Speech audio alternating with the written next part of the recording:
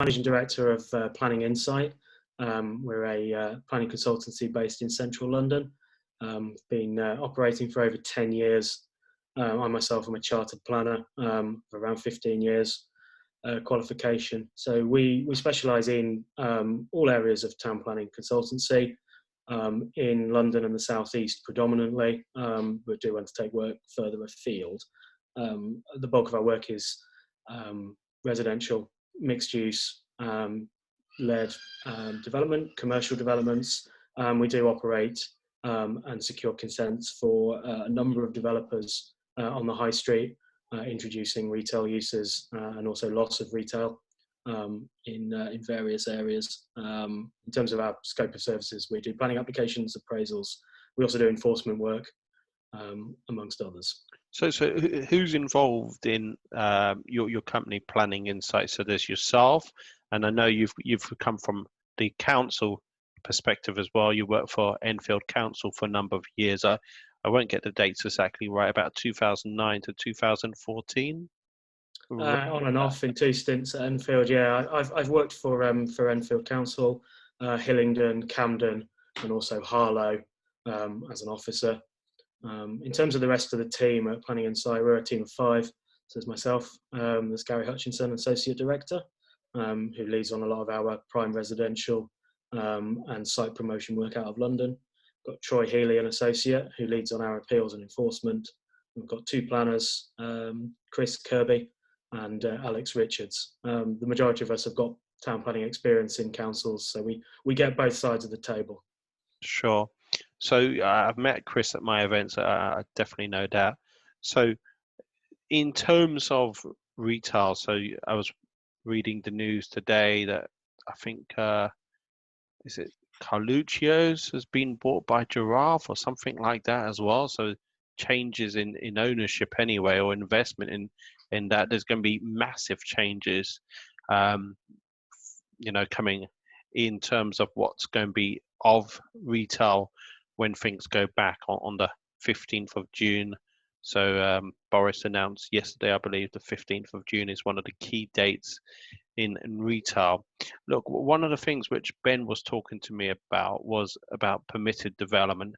Do you just want to explain to the listeners out there who've not invested in retail what permitted development means in terms of retail to resi conversion? Sure. Yeah. So it's a permitted development allows you to change certain uses. Retail falls within A1 use classes. Under Class M, you can change A1 and also A2 into a residential use. It's up to 150 square metres. However, you must seek the prior approval on certain grounds from the council. You can only do up to 150 square metres. You can't do it in a conservation area, but you can undertake certain operational works like changing a shop front.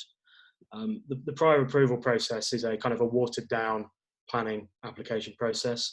The council can still refuse on grounds of loss of retail, where they think it's harmful to the area.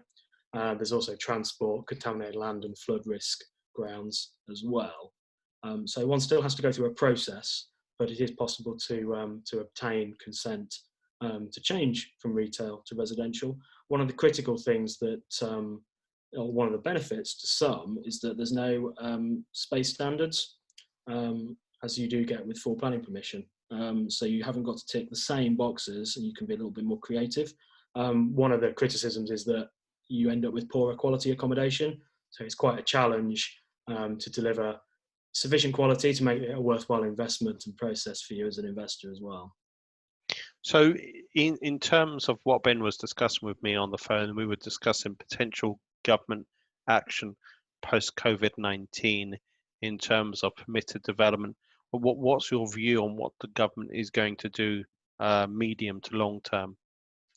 I think it's an interesting one. The government's long held in high regard permitted development as its reduction of red tape in the planning process.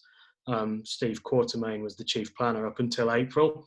And as he came out of his post, he did say that the government is a bit obsessed with PD. So I think while we've got a Conservative government, we will expect more changes. So I think in terms of those changes that are likely to come out in the immediate term, I think it's more flexibility in the high street. You can already change a lot of retail uses into A2, A3, A4, A5, which are your broad retail uses, restaurants, takeaways. You can also do up I'll to, say that again. Sorry, can you just rewind? sorry, so it's A2, which is your kind of estate agents, your professional services. A3, which is cafes and restaurants. A4, which is your pubs. A5, which is takeaways. And then you can also change to D1, which is non-residential institutions. So community centres, libraries, tuition centres. And you can also change to B1A, which is office uses. Now you can do those for a period of 2 years without the need for any planning permission. So retail to To office usage for up to 2 years. Yes. Yeah. So it's called like it's building in that flexibility to the high street. Now this consent already exists at the moment. I expect that they will extend it possibly beyond the 2 years to maybe 3 years. They may even bring in some other use classes within that process. They may even bring in some sui generis use classes. I think flexibility on the high street is going to be critical over the next few years because it's often talked about the problems that retailers faced even pre-COVID-19, allowing high streets to develop and find their new place, their new purpose in our cities and towns, I think is going to be critical. So giving them the flexibility to find what that balance is going to be is going to be hugely important. Look, one thing I've discovered on our virtual calls, I don't know why, I'm quite happy. A lot of people are from outside of London on my virtual calls. I'm not sure how the reach happens. Manchester particularly. Now, I'm not specifically saying Manchester.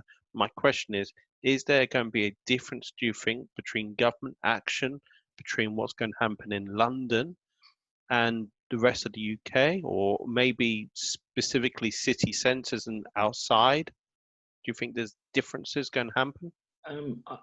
To some extent, I'd like to think so. I mean, permitted development is national, so it will be set by central government and central government alone, albeit the sort of other cities and other planning authorities can obviously challenge that when they're implementing change. I think cities can respond through their planning policies, through their flexibility in decision making. So while most authorities have planning policies which seek to restrict loss of retail and often set percentages for what must remain on a high street, they can use material considerations to allow them to deviate from that.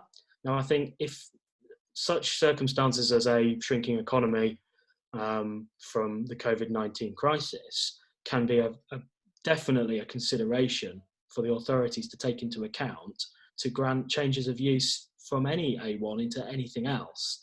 If they think it would provide jobs, provide economic output, and boost a high street through like increased footfall, it is entirely within an authority's gift to assess that up and make that case and permit it. So I think there's a real opportunity to not just be bound by what policy says now, which was written, several years ago and did not have a pandemic in mind. I think cases can be made that other uses can come in there. You don't just need permitted development. The problem is that there's a risk associated with that if you're an investor or developer. You won't know necessarily that you can definitely do it until you almost, engage with the authority. But in high streets where there is a lot of gaps, there'll be a real strong justification all over the UK to proceed with other uses. Mm.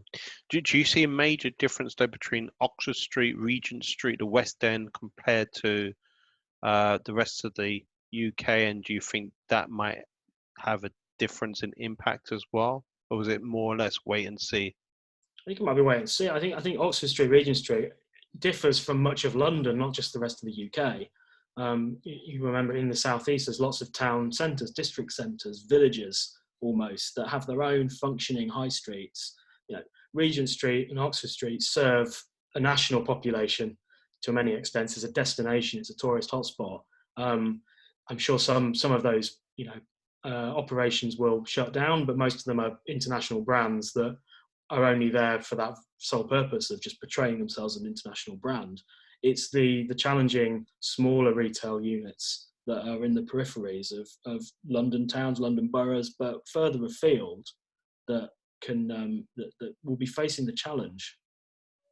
So Peter, for the listeners out there who've not come across yourself before, Planning Insight, how can they find out more about what you're doing? I think you're quite heavily involved in, is it HS2? Have I got that right? Yeah, I've been Curzon Street, the new station in Birmingham. I've been consents manager for the last 2 years. So earlier this month, managed to get consent for that station, which is one of the biggest stations ever proposed in the country. So in terms of size of the station, because In terms of size, yes, size and passenger number capacity. okay, because I was reading about, is it Old Oak Common, which is going to have a new station proposed as well? So that's It is, yeah, a new station for HS2 and Network Rail services out of which is supporting the I think it's development of 10,000 homes in West London. so. How can people reach you? How can they find out more about Planning Insight? So first port of call is our website, planninginsight.co.uk. We're also on LinkedIn and Twitter. You can find me at LinkedIn and Twitter as well. Or our email address, info@planninginsight.co.uk. So Peter, I just want to say a massive thanks and thanks to our listeners as well. So whether you're listening live or at a later time, I should add that Peter will be on the panel with Alex Schlagman, Save the High Street. We've got Susie Carter from Strong, hopefully I got your company right, Susie, Strong Oak Investments. And we're going to have Lendwell there as well. So as I say, it's this coming Monday the 1st of June. So Peter, just want to say massive thanks to taking time out today and taking time out on Monday, the 1st of June. And also thanks to Ben. So, Ben, twisted my arm to bring in a planning consultant, said it was really key. So massive thanks to Ben Richards of Aura Architecture. So Peter, just want to say massive thanks and thanks to our listeners as well. Thank you.